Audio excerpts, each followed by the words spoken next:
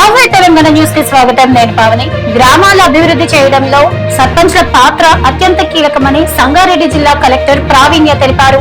నూతనంగా ఎన్నికైన సర్పంచులు బాధ్యతాయుతంగా పనిచేసి గ్రామాభివృద్ధికి కృషి చేయాలని సూచించారు. జిల్లా కేంద్రంలోని మహిళా ప్రాంగణంలో 4 మండలాలకు చెందిన 4వ బ్యాచ్ 5వ రోజు శిక్షణ కార్యక్రమంలో ఆమె పాల్గొని మాట్లాడారు. సర్పంచుల శిక్షణ కార్యక్రమాన్ని సద్వినియోగం చేసుకోవాలన్నారు.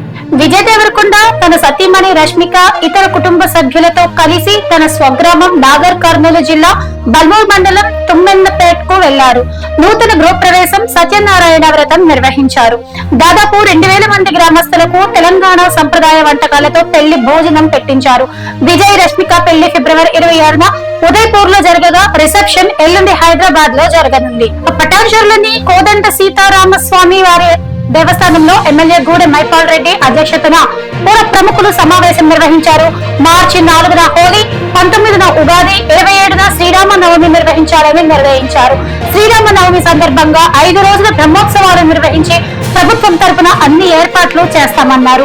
ఈ సమావేశంలో జెడ్పీటీసీ మాజీ సభ్యుడు జైపాల్, మాజీ కార్పొరేటర్లు శంకర్ యాదవ్ పాల్గొన్నారు. తల్లిదండ్రులను నిర్లక్ష్యం చేసే ఉద్యోగుల జీతం నుంచి 10 నుంచి 15% కోత పెట్టి వారికి అంటే తల్లిదండ్రులకు చెల్లించేలా చట్టాన్ని ప్రభుత్వం రూపొందిస్తోంది.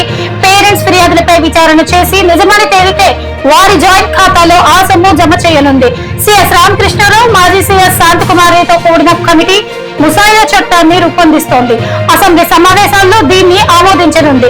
2023 నుంచి నియమితులైన వారికి ఈ చట్టం వర్తించనుంది. ఇక యుద్ధ పరిస్థితులతో గల్ఫ్ దేశాల్లోని ప్రవాస భారతీయుల్లో తీవ్ర భయోందోళన నెలకొంది. ఇండియాకు తిరిగి రావాలనుకునే వారికి ఒకే ఒక్క ఆప్షన్ ఉంది. అదే ఓమన్ మీదుగా ఇండియా చేరుకోవడం. ఆ దేశంపై ఇరాన్ దాడి చేయడం లేదు. దీంతో భారతీయులను రోడ్డు మార్గంలో ఓమన్ కు తీసుకొచ్చి అక్కడి నుంచి స్వదేశానికి రప్పించేలా చర్యలు జరిపినట్లు కేంద్ర మంత్రి బండి సంజయ్ తెలిపారు.